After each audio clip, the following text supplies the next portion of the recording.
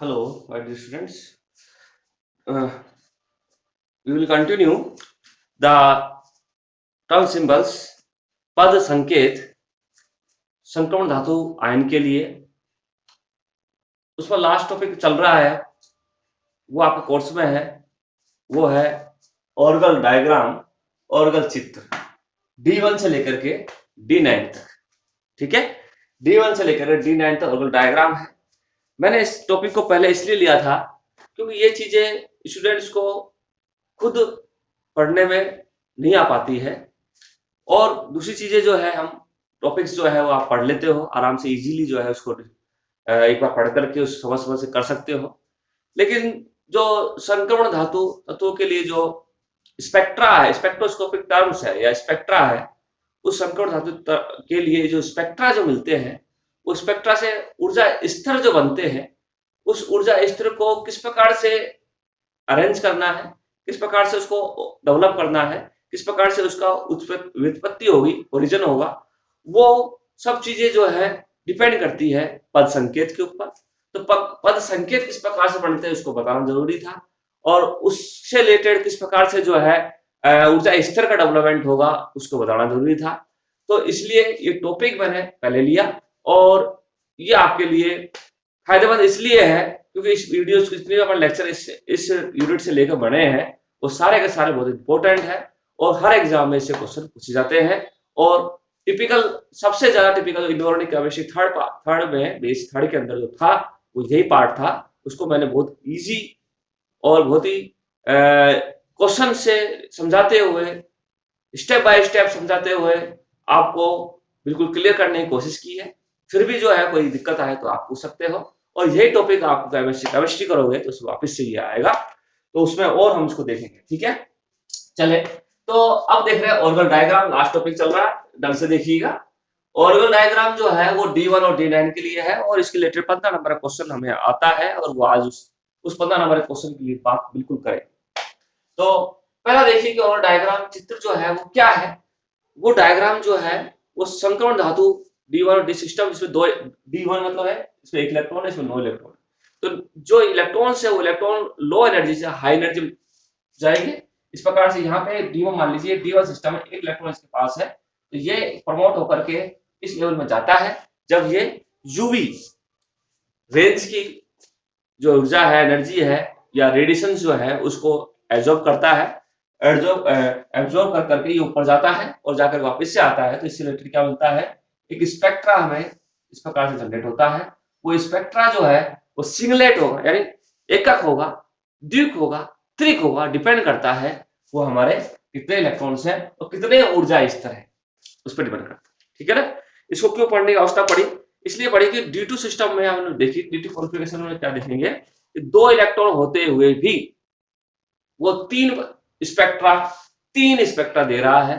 तो ऐसे कंडीशन में हमें जो है देखना पड़ा कि 3 स्पेक्ट्रा क्यों दिया, इसलिए दिया होगा कि 3 ऊर्जा स्तर वहां उस पे बन रहे होंगे। तो 3 ऊर्जा स्तर किस प्रकार से बन रहे होंगे उसके बारे में हम बात करेंगे जब हम D2 के बारे में पढ़ेंगे।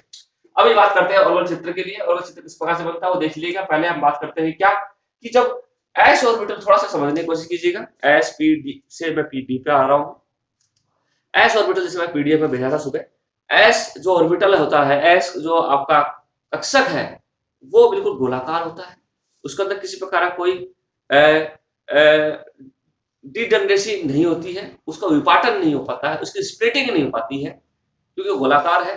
क्योंकि कोई भी लिगेंड आएगा या कोई भी दूसरी का बाहरी परिवेश आएगा तो वो गोलाकार होने का समान रूप से चारों तरफ से प्रभावित होगा।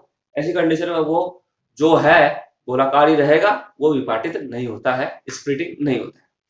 दूसरा है पी ऑर्बिटल। पी ऑर्बिटल जो है वो भी जो हमारा एक क्या होते हैं, तीन प्रकार, पी एक्स, पी वाई और पी जेड है, 3 ऑर्बिटल है। लेकिन तीनों जो है कभी भी लिगेंड के साथ में आते हैं तो तीनों का ऊर्जा स्तर बिल्कुल समान होने के कारण ये एक साथ ही जो है प्रभाव विपाटित होते हैं, एक साथ ऊपर जाते हैं, एक साथ नीचे आते हैं। ऐसी कंडीशन में उनका भी ऊर्जा स्तर जो है हमें डिवाइड नहीं दिखाई देता है। एस और पी दोनों का ऊर्जा स्तर विपाटित या स्प्लिटिंग या नहीं होता वो दिखाई देता है, डीजनरेशन रिमूव नहीं होती है। लेकिन जैसे बात करते हैं डी ऑर्बिटल के अंदर, डी ऑर्बिटल के 5 ऑर्बिटल्स जो होते हैं वो उनका ऊर्जा स्तर लगभग समान नहीं होता है। जब कोई इनकमिंग लिगेंड आता है तो वो लिगेंड का नेगेटिव या उसमें पाए जाने वाले इलेक्ट्रॉन और डी ऑर्बिटल में पाए जाने वाले इलेक्ट्रॉन आपस में अंतःक्रिया करते हैं, इंट्रैक्शन करते हैं, जिससे कि वो और ज्यादा स्प्लिटिंग हो जाती है और वो अकॉर्डिंग टू CFT दो भागों में स्प्लिट होता है, EG, T2G और EG में, अगर वो अष्टफल की बात करते हैं तो। इस प्रकार से जो है ऑर्बिटल डायग्राम में भी यही बताया गया है कि उसके ऊर्जा स्तर को लेकर बताया गया है। मान लीजिए मैं पहले D1 सिस्टम के लिए बात करता हूँ। D1 में एक इलेक्ट्रॉन पाया जाता है, उस एक इलेक्ट्रॉन के लिए हम अगर ऊर्जा स्तर देखें, कौन सा वाला जो हमने उस पर बात की थी CFT के अंदर, तो देखते हैं क्या है। अगर ऑक्टाहेड्रल सिस्टम है T2G और EG ये प्रकार है, तो हम इसमें देखते हैं कितने आते हैं भाई, 1 और इसमें कितने आते हैं 2। इस प्रकार 3 और इसमें 2, इसमें 2 ऑर्बिटल्स जो है नीचे पाए जाएंगे। तो 1 इलेक्ट्रॉन यहाँ से यहाँ प्रमोट करके इसमें जा रहा है, जाने के बाद में इसके बीच में जो गैप है वो इस प्रकार से ऑक्टाहेड्रल के लिए, और इसकी जो है ऊपर जो है हमारा मिलता है 6d, और मिलता है 6dq और नीचे मिलता है 4dq। ये हम उसमें देख चुके थे। अब इसको लेके चल रहे हैं किसके रूप में, स्पेक्ट्रा के रूप में लेने के लिए बात करेंगे। अब इसी चीज को स्पेक्ट्रा में लिया जा रहा है, और उस चीज को स्पेक्ट्रा में लेने के लिए क्या करेंगे भाई, कि यहाँ पे जो है एक इलेक्ट्रॉन अगर भरा जा रहा है तो एक इलेक्ट्रॉन के लिए हमारा जो सिस्टम है, हमारा टर्म है, पद है, जो पहले वाले लेक्चर में देखा था, उसमें क्या मिलेगा, +2 +1 0 -1 -2। तो +2 के लिए क्या मिलता है, +2 जो है 2 इलेक्ट्रॉन इसमें अगर देखें तो 2 मिलते हैं। 2 के लिए मतलब L की वैल्यू 2 और S की वैल्यू क्या है भाई, S की वैल्यू 1/2 है। तो हाफ होने के कारण क्या मिलेगा, 2S + 1, तो क्या मिल जाएगा 2 × हाफ +1 यानी 2 मिलता है। तो L की वैल्यू 2 है, 2 की वैल्यू D होती है, तो क्या मिलता है 2D टर्म मिलती है। क्या मिलती है, D1 सिस्टम के लिए 2D टर्म मिलेगी, D1 सिस्टम के लिए 2D टर्म मिलेगी। और 2D टर्म मैंने लिख दी। ये 2D टर्म जो है, पद जो है, वो आपकी जो अवस्था में ली है 2D अवस्था, वो 2D अवस्था फिर आगे जाकर के 2 भागों में स्प्लिट होती है according to CFT theory, T2G और EG। लेकिन यहाँ पे जो है स्पेक्ट्रोस्कोपिक टर्म जो है वो अलग ली जाती है। स्पेक्ट्रोस्कोपिक टर्म यहाँ पे क्या ली जाती है, देखिए ये T2G है, उस T2G को मूलिकल सिंबल के रूप में इस स्पेक्ट्रा बनाने के लिए, खास रखना कि यहाँ पे आपने पहले निकाली, इससे 2D निकाला, और 2D जो है ये है, ये 2D जो है ऊर्जा स्तर है, एक आपके टर्म है, एक पद है। ये पद अवस्था जो है, ये पद संकेत जो है, वो भी एक प्रकार का ऊर्जा स्तर है। जैसे बाहर से कोई आयंस या किसी प्रकार लिगेंड आता है, तो ये भी हमारे 2 भागों में दिखाई देता है स्प्लिट होता हुआ। इस प्रकार CFT में देखा था T2G। यहाँ पे T2G को कैपिटल T2G लिखा जाएगा अगर अष्टफलकीय अवस्था है तो, अष्टफलकीय उसकी संरचना है तो, और यहाँ पे कैपिटल EG लिखा जाएगा और T2G और EG लिखा जाएगा। और यहाँ पे जो है इसके ऊपर के जो अवस्था है मल्टीप्लिसिटी, वो ये लिखी जाएगी 2EG और 2T2G, क्योंकि इसकी मल्टीप्लिसिटी 2 है, इसकी मल्टीप्लिसिटी भी 2 है। इसी प्रकार से हमें जो है क्या मिल रहा है, इस प्रकार से 2D जो टर्म थी वो 2 भागों में स्प्लिट दिखाई दे रही है।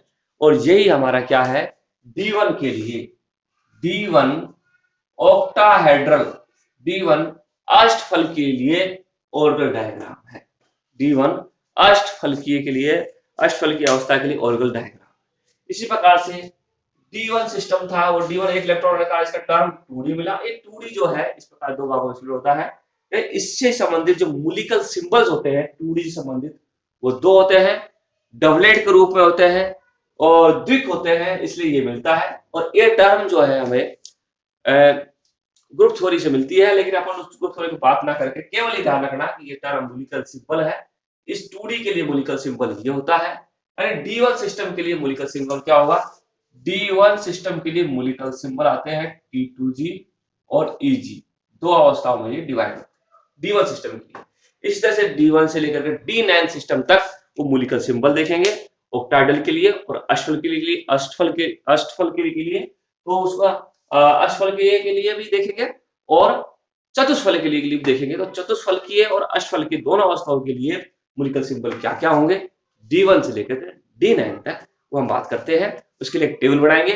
उस टेबल के अनुसार ये जो ऊर्जा स्तर है वो हमें पता चलेगा किस प्रकार से है। लेकिन ये जो स्तर शुरुआत में मैंने इसे की है, ये हमारा ऊर्जा स्तर किसके लिए था, D1 के लिए था। चलिए ऑर्बिटल डायग्राम बनाने के लिए आगे चलते हैं। बहुत अच्छे से जो है इस चीज को समझेंगे और ध्यान रखना इस वीडियो को समझ में नहीं आया एक बार दोबारा देखना, मेरा जो पीडीएफ देखा था उसको भेजना, उसके अनुसार मिल जाएगा। यहाँ पे हम टेबल बनाते हैं। उस टेबल के अंदर यहाँ पे लिखते हैं पहले टर्म्स को बोलते हैं पद हिंदी में, वो चीज आ जाएगी हमारे। और टर्म में हमारे जो है मान लीजिए एस हमने निकाली थी एल की वैल्यू के according, L S P D आपका एफ आपका जी और ये जो है हमारे टर्म है। जैसे D1 सिस्टम के लिए टर्म क्या आई थी भाई, 2D आया था, तो 2D के लिए टर्म क्या होगी, डी, ठीक है ना। इस प्रकार से ये आ गया। और इससे रिलेटेड पहले देखेंगे अष्टफल के लिए, ऑक्टाहेड्रल के लिए। अष्टफलकीय अवस्था में या अष्टफल की संरचना में, संरचना के रूप में जो हम इसके लिए बात करेंगे तो एस के लिए, क्योंकि एस किसी भागों को स्प्लिट नहीं होता है इसलिए इसका एक ही ऊर्जा स्तर होगा। कौन सा, अष्टफल के लिए जी लगाते हैं क्योंकि जिराडे होता है, क्योंकि उसके अंदर हमारा जो है समिति केंद्र पाया जाता है, इसलिए जी की वैल्यू लेते हैं, पहले अपन बात कर चुके हैं। और यहाँ पे जी, और यहाँ पे जो है हम लेके चल रहे हैं क्या, चतुष्फल की, चतुष्क फल के लिए हम बात कर रहे हैं। तो चतुष्फल के लिए हमने देखा है क्या, उसके लिए भी हम ये अवस्था देखेंगे संरचना के लिए। टेट्राहेड्रल, टेट्राहेड्रल के लिए भी हम बात कर रहे हैं ये, और चतुष्फल के लिए हम बात कर रहे हैं। तो उसके लिए टेट्राहेड्रल फील्ड के लिए भी देखेंगे और ऑक्टाहेड्रल फील्ड के लिए भी देखते हैं, क्षेत्र की। और चतुष्फलकीय क्षेत्र के लिए हम बात करते हैं और टेट्राहेड्रल क्षेत्र के लिए बात करते हैं। दो अवस्थाएं बन सकती है डी ऑर्बिटल्स के लिए, एक तो अष्टफलकीय क्षेत्र और चतुष्फलकीय क्षेत्र। ये क्षेत्र क्या है, ये संरचनाएं हैं। क्षेत्र क्या होता है, कई जगह क्षेत्र लिखे, कई संरचना लिखी रहती है। तो उस क्षेत्र के लिए हम बात करेंगे, उस क्षेत्र में ऊर्जा स्तर देख रहे हैं इसलिए क्षेत्र यहाँ पे लेके चलना पड़ेगा।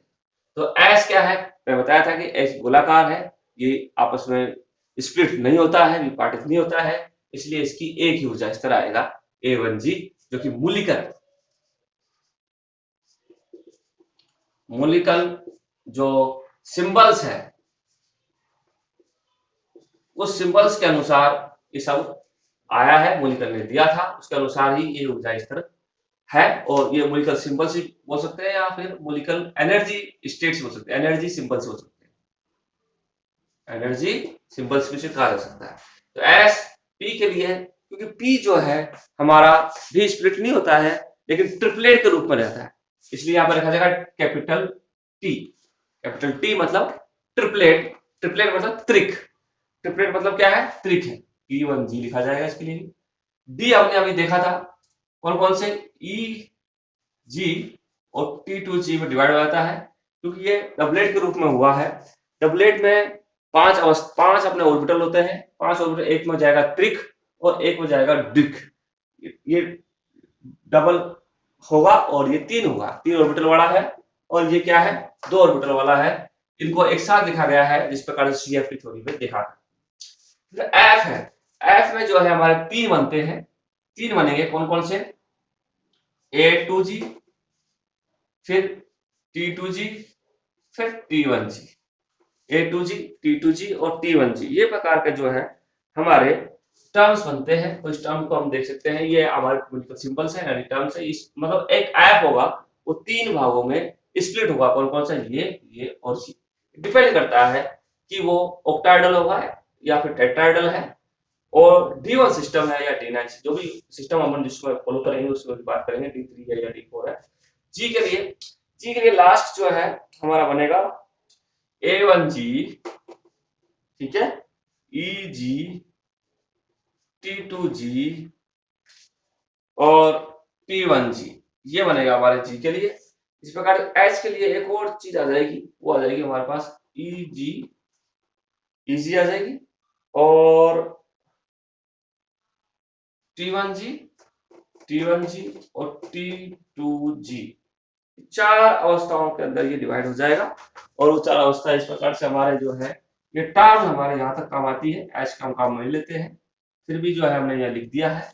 इस टर्म को हम याद करके चले और इस प्रकार से S A1G, P T1G, D EG और T2G में डिवाइड होता है। F इस पे 3 भागों में डिवाइड होता है। G जो है A1G, EG, T2G और T1G में डिवाइड होता है। इस प्रकार टेट्राहेड्रल में क्या होता है, ये क्या होता है कि अनजिराइड है या फिर इसके अंदर सममिति केंद्र नहीं पाए जाते हैं, सेंटर ऑफ सिमेट्री एब्सेंट होती है, इसलिए G हट जाएगा, केवल क्या लिखा है A1 T1, इससे P के लिए T1, D के लिए E T2, इसके लिए F के लिए A2 T2 और T1, G के लिए A1 E T2 और T1। इस प्रकार से ये केवल G हटा दीजिए, बाकी चीजें ऐसी कैसी रहती है, बाकी चीजें हमें जो है ऐसे देखने को मिलेगी। तो ये जो चीज है इसको सबको बोलते जाते हैं मूलिकल सिंबल्स है, और इन पद के लिए मूलिकल सिंबल्स ये जो होते हैं, ये मूलिकल सिंबल्स ही ऑक्टाहेड्रल और टेट्राहेड्रल जो फील्ड होंगे उनके लिए एनर्जी स्टेट ऊर्जा स्तर का काम करें। इस प्रकार से D1 में हमने देखा था। तो D1 सिस्टम के अंदर D मिला था 2D और 2D के लिए EG और T2G का स्प्लिटिंग देखा था ऑक्टाहेड्रल के लिए, ठीक है ना, ऑक्टाहेड्रल के लिए बात की। अब चले आगे, अब चलते हैं D1 को दोबारा देखते हैं और D1 के बाद में देखेंगे D9 का सिस्टम। D1 के बाद देखेंगे किसका, D9 सिस्टम का देखेंगे। पहले D1 का orbital diagram, the orbital diagram for D1 system.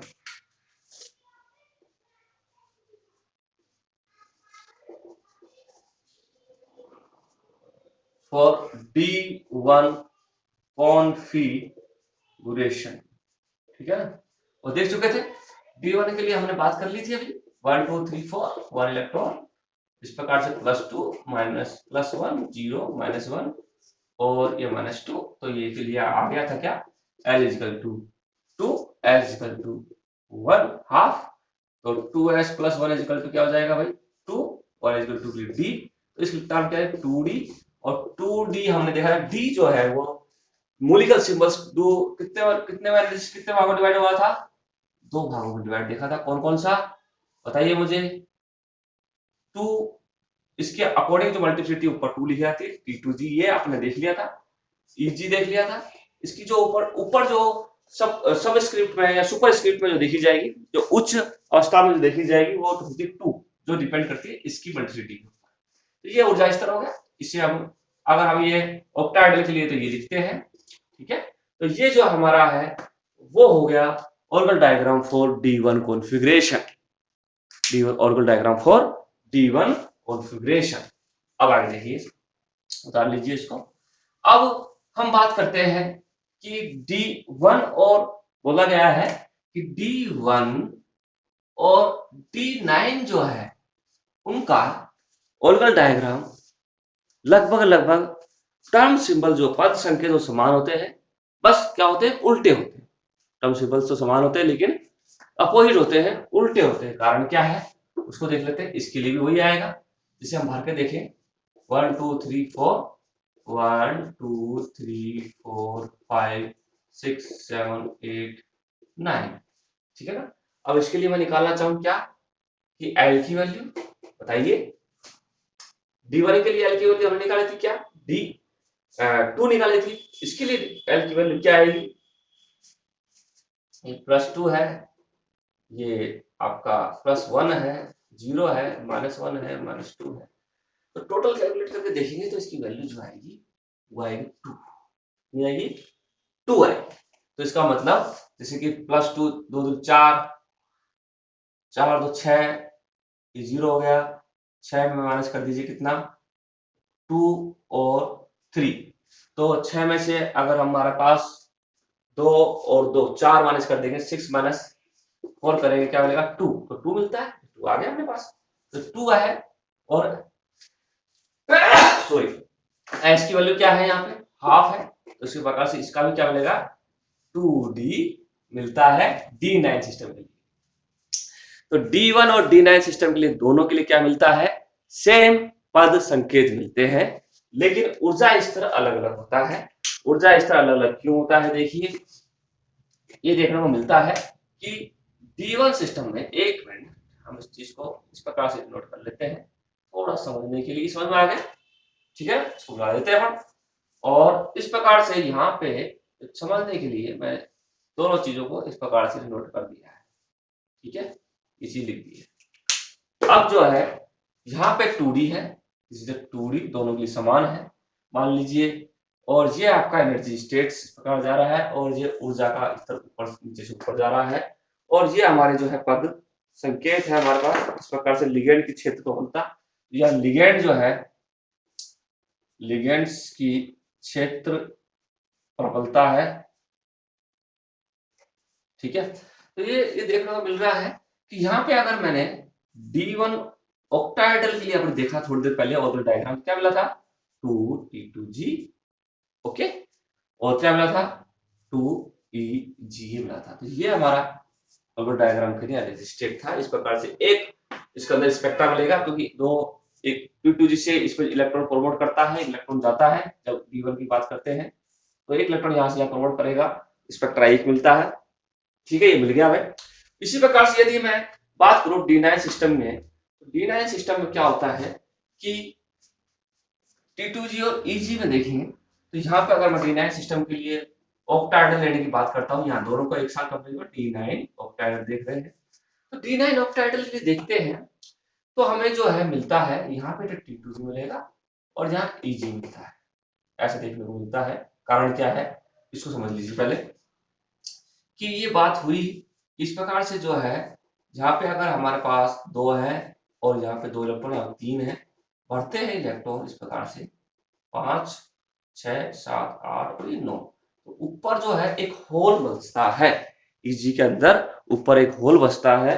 Whole मतलब एक प्रकार का आपका यहाँ पे जो है खाली स्थान है, और ये खाली जो खाली बचता है, एक होल बचता है, ये होल जो है वो होल वापस से जो है कक्षिका से बोलते हैं, वो होल जो है वापस से ऊपर से नीचे की तरफ आता है, ऊपर से नीचे की तरफ आता है। ऊपर क्या है EG है, T2G है, तो ऊपर से नीचे की तरफ आने के कारण इनके जो टर्म सिंबल्स हैं वो उल्टे हो जाते हैं, और इसके अंदर क्या जा रहा है, इसके अंदर क्या है, एक इलेक्ट्रॉन है जो नीचे से ऊपर जा रहा है, और D9 सिस्टम में होल है जो कि ऊपर से नीचे आ रहा है। इसे बोलते हैं होल फॉर्मुलेशन मेथड, या फिर हम इसे एक चीज और नाम देते हैं जिसमें कि अब रिक्तिका जो है, रिक्तिका निर्माण विधि जो है, निर्माण में रिक्तिका निर्माण इस प्रकार से बनता है। तो रिक्तिका जो है वो रिक्तिका ऊपर से नीचे जा रही है, और इसमें इलेक्ट्रॉन नीचे से ऊपर जा रहा है, दोनों में अंतर क्या है, उसमें इलेक्ट्रॉन जा रहा है, इसमें रिक्तिका जा रही है, क्योंकि सारे इलेक्ट्रॉन भरे हुए हैं, और इसमें सारे इलेक्ट्रॉन्स, बाकी ऑर्बिटल सारे खाली है, केवल एक इलेक्ट्रॉन है। तो इसलिए इसका टर्म जो है वो माना गया कि होल का ट्रांसफर EG से T2G में जा रहा है, इसलिए जो है उस स्पेक्ट्रा को बढ़ाने के लिए हमने क्या कर दिया, इसको उल्टा कर दिया, यहाँ पे EG नीचे ही लिख दिया और T2G ऊपर। इसलिए D9 का ऑक्टाहेड्रल ऐसा बनेगा और D1 का ऑक्टाहेड्रल ऐसा बनता है। D1 के ऑक्टाहेड्रल के टर्म जो ग्राउंड स्टेट टर्म है, निम्न अवस्था है, वो क्या है T2G है, लेकिन D1 के लिए निम्न अवस्था क्या है 2EG है। ये हमेशा हर क्वेश्चन में, हर एग्जाम में, हर कंपटीशन में पूछी जाती है, और आपके जो है एग्जाम में भी आएगी कि D1 के लिए अवस्था निम्न अवस्था क्या है, ये है, और D9 की ऑक्टाहेड्रल की निम्न अवस्था क्या है, ऐसा। इस प्रकार से हमने इस चीज को दोबारा रिपीट करना, PDF पढ़ना, और इस प्रकार से ऑर्बिटल डायग्राम D1 और D9 के लिए देख लिया है। और बाकी के लिए अगली क्लास में हम देखेंगे, सभी का एक साथ देखेंगे, उसमें हम इस चैप्टर को खत्म कर देंगे। Thank you so much.